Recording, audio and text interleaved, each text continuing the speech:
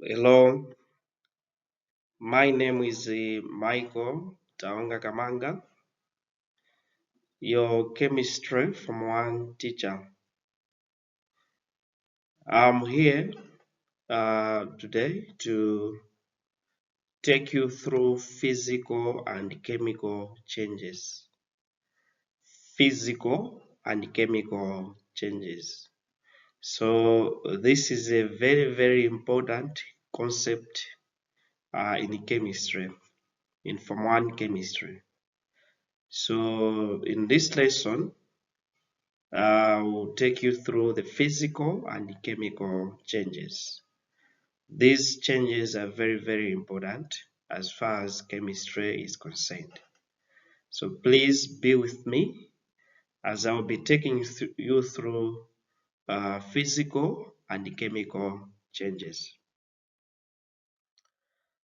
Our success criteria for today's lesson is that by the end of this lesson or chapter, you should be able to describe chemical reaction in form of an equation. Describe chemical reaction in form of an equation. So in other words, we'll try to summarize a chemical reaction. We'll put it in a well summarized manner, which is in form of an equation. So an equation is just a summary of any chemical reaction. Remember, chemical reactions, they do come from chemical changes. Chemical changes.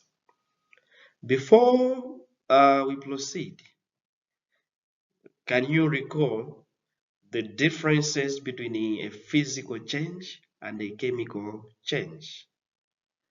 Physical change and a chemical change. Well, thank you. Remember, chemical changes, they result in the formation of completely new products or completely new substances known as products. So if substances undergo rearrangement, they produce a new substance known as a product. While in a physical change, the change is temporal. It is not permanent. In other words, there is no formation of a new substance. So due to the rearrangement of atoms, yes, uh, this will result in a physical change. So a physical change, remember, a physical process could be melting, freezing, condensation, sublimation, deposition, and so on and so forth. But in a chemical change, we always produce a completely new substance. I hope now you have remembered what a chemical change is and what a physical change is. So chemical reactions, they originate from chemical changes. So these chemical changes, they will always give a chemical reaction. So the chemical reaction can be presented in a chemical equation. Now, indeed, chemical reactions are very fundamental processes in chemistry where substances known as reactants undergo a transformation to form new substances called products. So there is a transformation of reactants. So the reactants, they will undergo a transformation to form new substances called products. So indeed, a chemical reaction is very fundamental in chemistry. So therefore, understanding chemical reactions is crucial for various scientific fields, including chemistry, biology, environmental science, and engineering. So the chemical reactions, they are very crucial for various scientific fields which include chemistry, biology, environmental science, and engineering. Now, a chemical reaction involves the breaking of chemical bonds in a reactant molecules and the formation of new bonds to produce products. Therefore, this process results in a change in the chemical composition of the substance involved. So, what we are trying to say here is that in a chemical reaction simply involves the breaking of chemical bonds in a reactant. So there's bond breaking, and this bond breaking is followed by bond formation. So the rearrangement of atoms, first of all, they're supposed to be broken, then they are supposed to be rearranged so that a new substance is formed. And this new substance is known as the product. So this process results in a change in the chemical composition of the substances involved. And the same chemical reactions and chemical changes, these are closely related concepts. Yes, they're related, and with a deeper understanding the relationship helps in grasping how substances interact and transform. So a chemical reaction is a process, by definition, in which substances undergo a transformation to form new substances. So reactants, they will undergo transformation to form new substances known as products. And therefore, this transformation, it simply involves the breaking and forming of chemical bonds. So chemical reactions are characterized by changes in energy, color, temperature, and the formation of new substances with different properties. Now you can know that a chemical reaction has taken place by simply observing energy, color, temperature, and the overall formation of new substances with different properties. For example, combustion, the burning of fuel, or yes, the burning of fuel. So in the presence of oxygen. So once fuel burns, as you can see here, there's burning of fuel where we are using oxygen.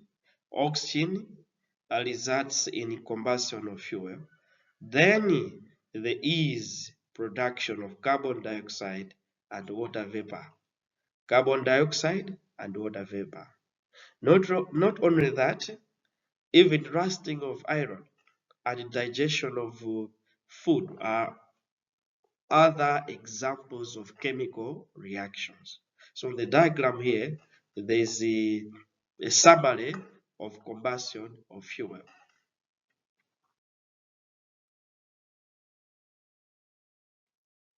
Okay, so a chemical change refers to a process where the chemical composition of a substance is altered. Why is it altered? Because there is transformation. So if there is transformation, this will result in altering a substance, resulting in the formation of new substances with different properties.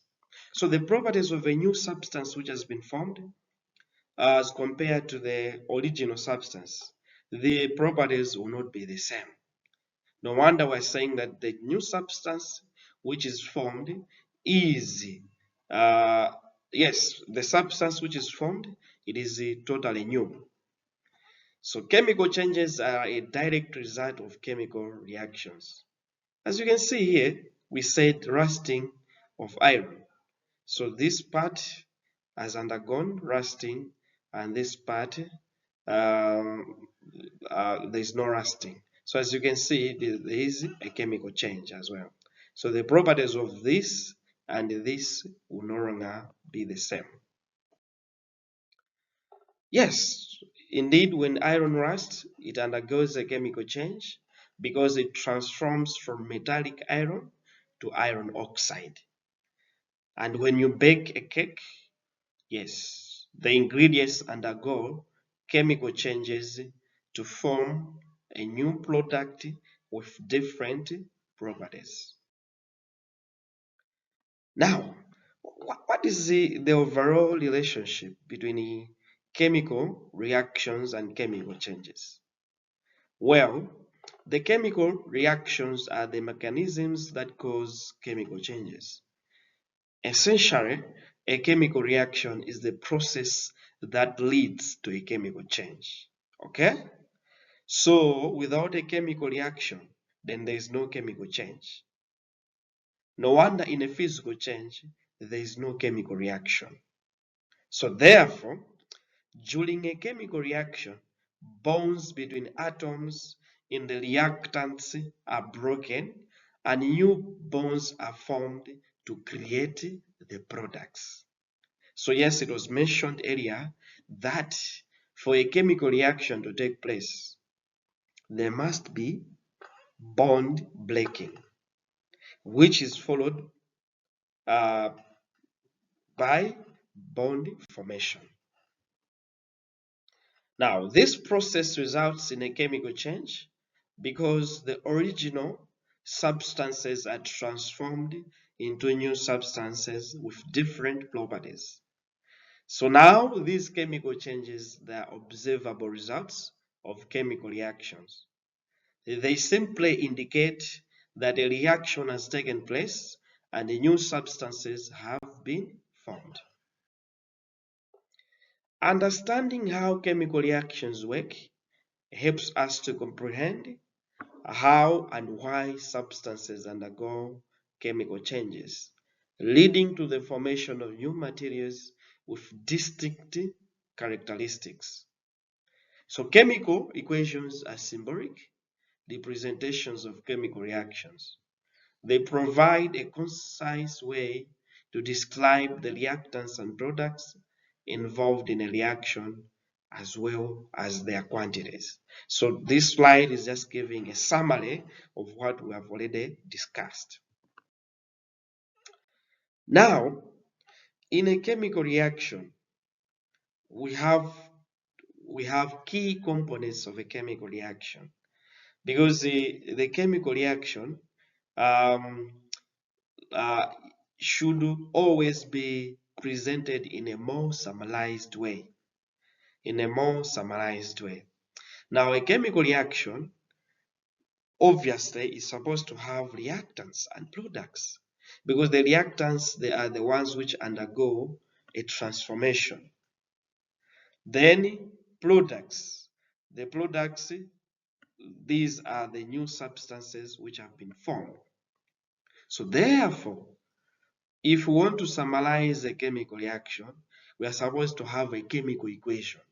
So the chemical equation is supposed to have reactants and products. So these are the key features of a chemical equation. And these reactants, they are written on the left side of the equation. So you have your equation, you see how it looks. In the next slides, always make sure that the reactants are written on the left side of the equation. Then you have products, so they are always written on the right side of the equation. From this, therefore, we can say that a chemical equation is supposed to have two sides, the left-hand side and the right-hand side. The left-hand side you have reactants. The right hand side, we have products. And then these two sides, they are separated by an arrow. As you can see, this arrow. So the arrow indicates the direction of the reaction, pointing from reactants to products, meaning to say, pointing from the left-hand side to the right-hand side. Sometimes you will see that some chemical equations, they have a double arrow. This is just to show that the reaction is reversible, meaning to say the reactants can undergo transformation and form products. And the products can also undergo transformation to form reactants. And then the chemical equation also, it has coefficients, which are simply numbers placed in front of compounds or elements to indicate the number of molecules or moles involved in the reaction. The chemical equation also, it has subscripts, which are numbers at the lower right of elements in a compound to indicate the number of atoms of each element in a molecule. Then the equation also is supposed to have state symbols. So the state symbols indicate the physical states of substances involved. That is, for solid, we have S, L, small letter L, that is for liquid, small letter G for gas, and for S, solid, it is also small letter S. Then AQ for aqueous solutions. These are simply solutions which where water is the solvent. Aha. So let me take you through an example of a chemical equation, because there we were simply looking at the key features, the key components of a chemical equation. Let us look at the reaction of hydrogen and oxygen to form water. So the chemical equation, as you can see here, we have, this is our chemical equation. So we have a maximum number of 2 reactants, because this is our left hand side, and we are forming how many products? We have 1 product. So this is our right hand side. This, the 2 left hand side, right hand side, they are separated by an arrow. This arrow is simply telling you that after you react these 2, you will produce. So this is to produce. So for instance, you say hydrogen gas reacts with oxygen gas to produce water. And the plus sign in mathematics, it stands for addition. But in chemistry, this simply means to react with. So hydrogen is reacting with oxygen. No wonder there's a plus here. Let us further interpret it. For the reactants, I've already mentioned that we have hydrogen gas and oxygen gas. So the hydrogen gas is just H2, oxygen gas O2. So the coefficients, they are simply telling you that for the hydrogen, the coefficient 2, this coefficient in front of hydrogen, and the coefficient 2 in water shows that 2 molecules of hydrogen gas are needed for every 1 molecule of oxygen to produce 2 molecules of water. So these 2, I think this is just an anomaly. It is not supposed to be there. Please take note. But we need a 2 here and a 2 here. Where are we getting the 2's? You will learn when we'll be doing balancing chemical equations. So what we're doing here, we're simply interpreting the chemical equation.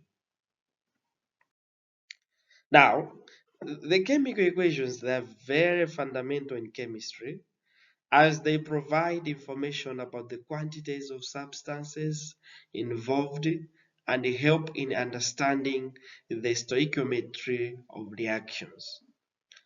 Simple word equations are a way to represent chemical reactions using words instead of chemical symbols and formulas. So you can have a chemical equation where you are using symbols and formulas. Or you can also have another equation where you are simply using words and not chemical formulas. So they simply provide a description. They describe the reactants and products in a reaction without delving into the precise quantities or the chemical formulas. So word equations, they're very, very useful for illustrating basic concepts and understanding the nature of reactions. So they're very, very important. Now, what are the components of a word equation? Because we have seen the key features, the key components of a chemical equation. Maybe before we look at the components of a word equation, what is the difference between a chemical equation and a word equation? Can you provide your answer in the comment section?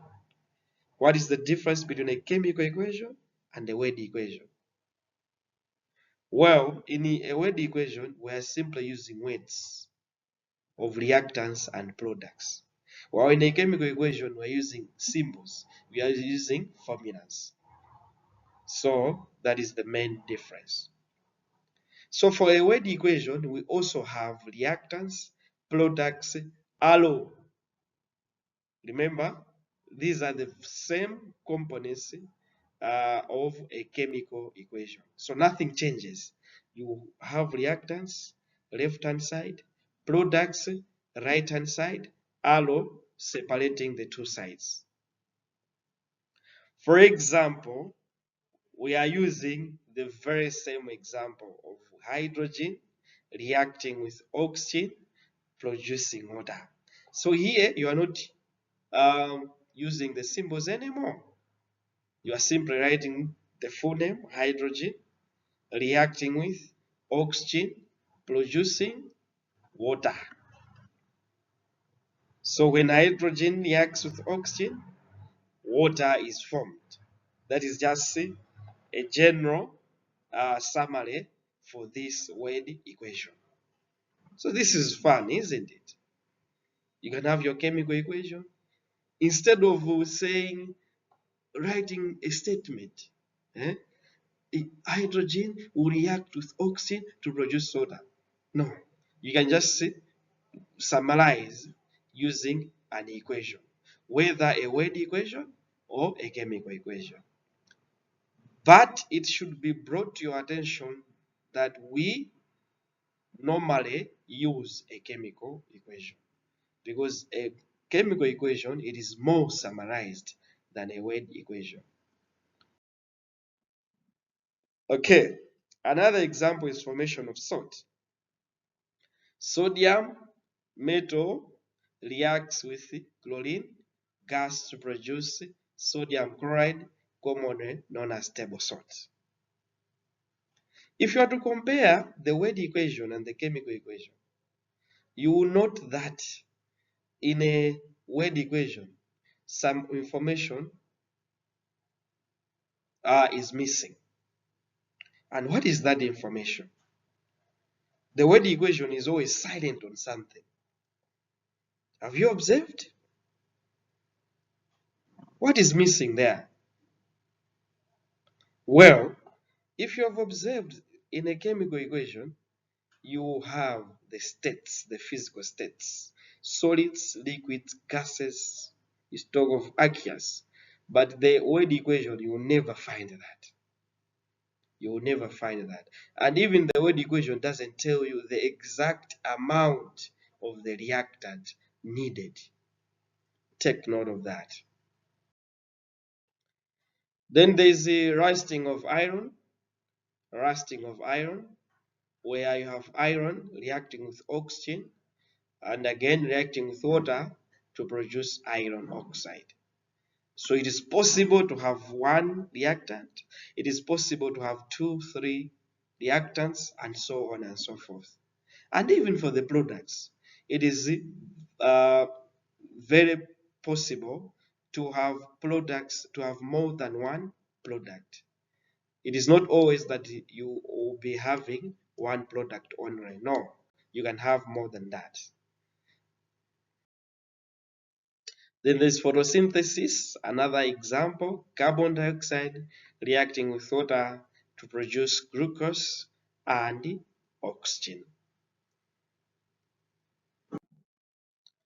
Then there's decomposition of water. The word equation is water. Aha, you see now, here we have one reactant only producing two products.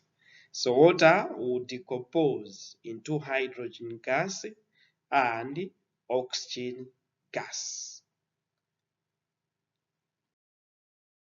Now, if we are using word equations, the word equations are often used in educational context to introduce the concept of chemical reactions before students learn to balance and write chemical equations. So they provide a clear descriptive way to understand the nature of reaction without needing to know specific chemical formulas or quantities. These word equations, they help in illustrating what substances are involved and what is produced, making them useful to conceptual understanding. So they are very, very important. The equations, chemical equations or word equations. So equations can be chemical or word. Take note of that.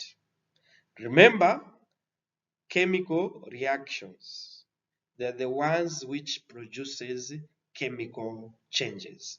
Without reactants undergoing transformation, we can never have chemical changes. So the chemical changes results in formation of completely new substances. Completely new substances.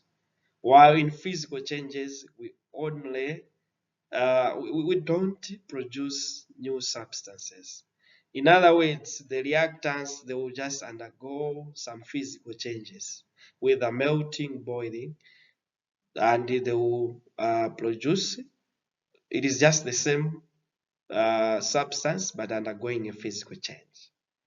And we have seen that a word equation will show us the exact weights of elements, compounds, and molecules. While in a chemical equation, we use chemical formulas, chemical symbols, and even the physical states of the reactants and the products as well. Well, uh, having looked at the chemical reactions, how they are presented, how they are represented using chemical equations and word equations, and even the components of the two equations. Let us do the following activity now. Remember, in this activity, always feel free to share your answers in the comment section. And you can as well compare your answers with my suggested answers. I always call them suggested answers because you should not be limited to those answers. You can always expand, you can always research, and you can always look for more answers. The first question is, what is a word equation? Then you write the word equation for the reaction where sulfur dioxide reacts with oxygen to form sulfur trioxide. Then what is the word equation for neutralization reaction between hydrochloric acid and sodium hydroxide? Then write the word equation for the reaction in which sodium bicarbonate reacts with acetic acid to form carbon dioxide, water, and sodium acetate. All the best as you are going through the exercise.